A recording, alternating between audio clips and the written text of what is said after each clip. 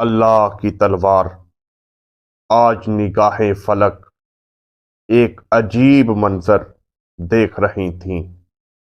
2 لاکھ ظالم متکبر دشمن کے مقابلے کے لیے 3,000 کا مختصر مٹھی بر دستہ دین مصطفی کی خاطر رواں دواں تھا۔ ان کے ہر اٹھتے قدم پر وقت انگشت بد ندا تھا۔ آخر یہ کون تھے جنہیں اپنی جانوں کی پرواہ نہ تھی؟ نہ ہی ان کے پاس بہت زیادہ اسلحہ تھا اور نہ ہی ان کے پاس بہت زیادہ گھوڑے تھے اور نہ ہی سواریوں کی کثرت۔ وہ اپنے گھر سے کئی ہزار کلومیٹر کے فاصلے پر اپنی جانیں راہ خدا میں دینے کے لیے بے-تاب چلتے جا رہے تھے۔ آسمان کی آنکھیں بھی کھلی کی کھلی رہ گئی ہوں گی۔ غزوہ بدر میں 1,000 کے مقابلے میں 313 دیکھے تھے۔ غزوہ احد میں 3,000 کے مقابلے میں 700 دیکھے تھے۔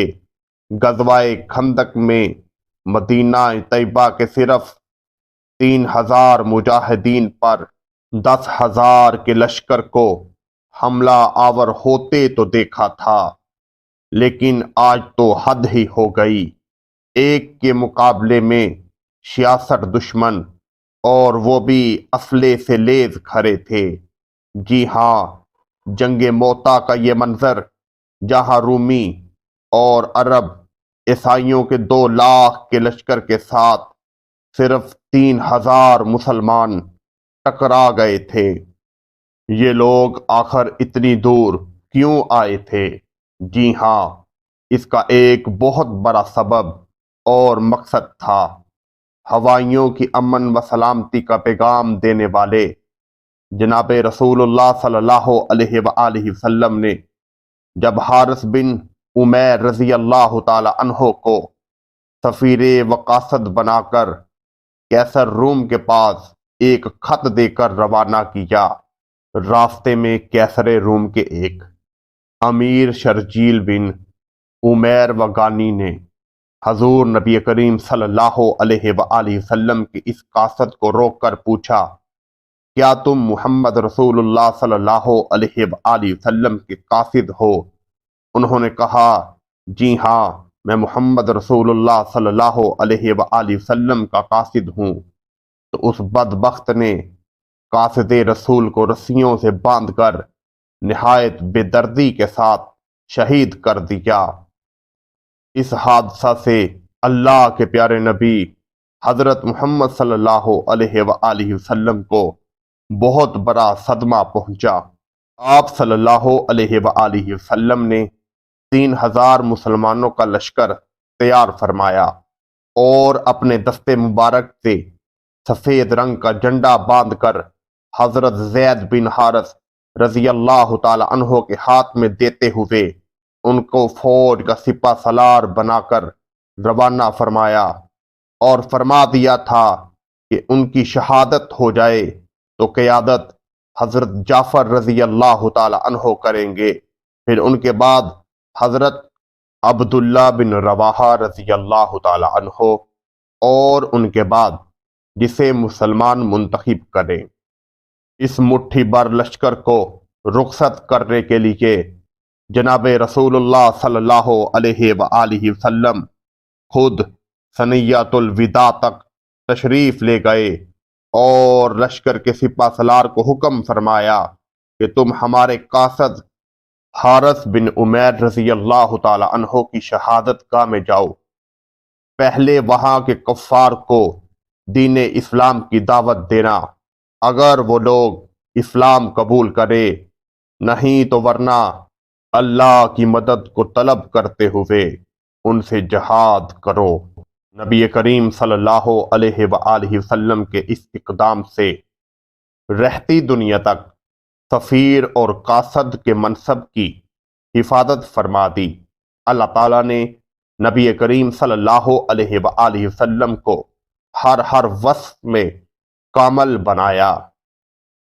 ایک سفیر کی شہادت کے لیے دنیا کے ظاہری سپر پاور کے ساتھ ٹکرانا اس بات کا درس تھا، بہادری اور دلیری تعداد سے نہیں، نظریات و قواعد اور قوانین سے ہوتی ہے۔ سپہ سالار حضرت زید بن حارث رضی اللہ تعالی عنہ نے لڑائی شروع ہونے سے پہلے کفار کو اسلام کی دعوت دی تو انہوں نے جارحانہ حملہ شروع کر دیا۔ یہ منظر دیکھ کر آپ رضی اللہ تعالی عنہ گورے سے اتر کر ان کو دیکھ کر مسلمانوں نے بھی نہایت جوش و خروش کے ساتھ لڑنا شروع کر دیا۔ کافروں نے آپ رضی اللہ تعالی عنہ پر نیزوں برشیوں کی برسات کر دی اور یوں آپ رضی اللہ تعالی عنہ جمع مردی سے لڑتے ہوئے شہید ہو گئے۔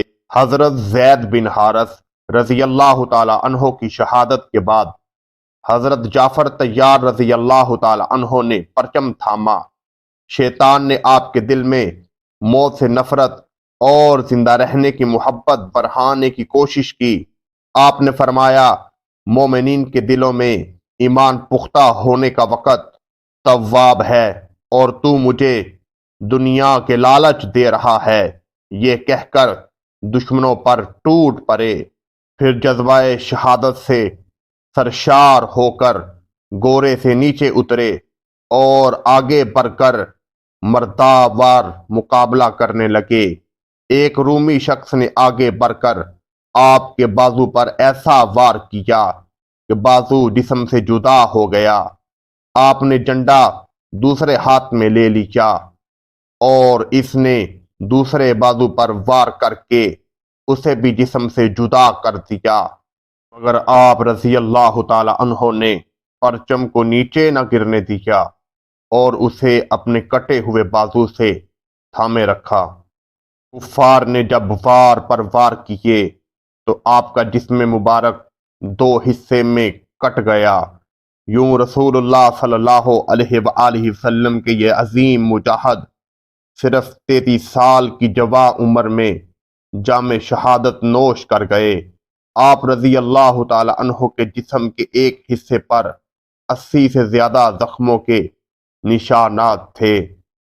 اللہ تعالیٰ نے انہیں کٹے ہوئے بازو کے بدلے 2 پر عطا فرما دیے۔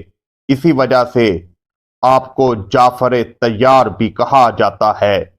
حضرت جعفر طیار کی شہادت کے بعد نبی کریم صلی اللہ علیہ وآلہ وسلم کے حکم کے مطابق جھنڈا حضرت عبداللہ بن رواحہ رضی اللہ تعالی عنہ نے سنبھالا۔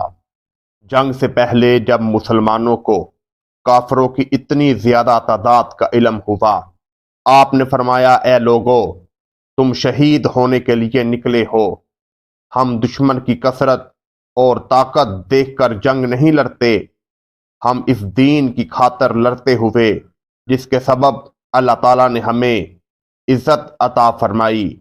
اب 2 اچھی باتوں میں صرف ایک ہوگی، فتح یا شہادت۔ حضرت سیدنا جعفر رضی اللہ تعالی عنہ کی شہادت ہو گئی تو مسلمانوں نے پکارا، یا عبداللہ بن رواح۔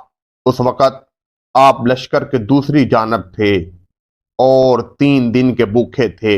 اونٹ کے گوشت کا ایک ٹکڑا کھانے کے لیے ہاتھ میں پکڑا ہی تھا۔ حضرت سیدنا جعفر رضی اللہ تعالی عنہ کی شہادت کا سن کر بے تاب ہو کر اسے چھوڑ دیا اور یہ کہتے ہوئے آگے بڑھ گئے، اے عبداللہ، جعفر شہید ہو گئے اور تیرے پاس ابھی تک دنیاوی شے ہے۔ فوری پرچم اسلام ہاتھ میں لیا اور لشکر کی کمبار سنبھال کر بے جگری سے دشمنوں پر ٹوٹ پڑے۔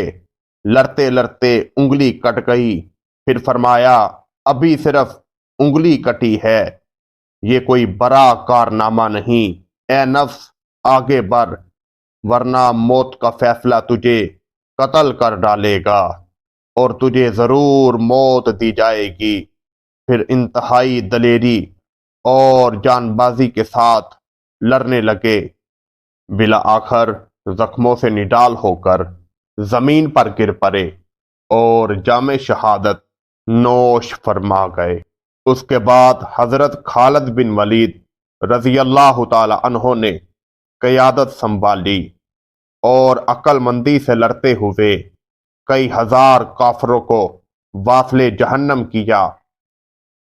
یہ جنگ 7 دن تک چلتی رہی اور حضرت خالد بن ولید رضی اللہ تعالی عنہ کی قیادت میں صرف 13 مسلمان شہید ہوئے اور اللہ تعالیٰ نے دین اسلام کو فتح عطا فرمائی اور حضرت خالد بن ولید دین اسلام کا پرچم لہراتے ہوئے مدینہ منورہ واپس پہنچے۔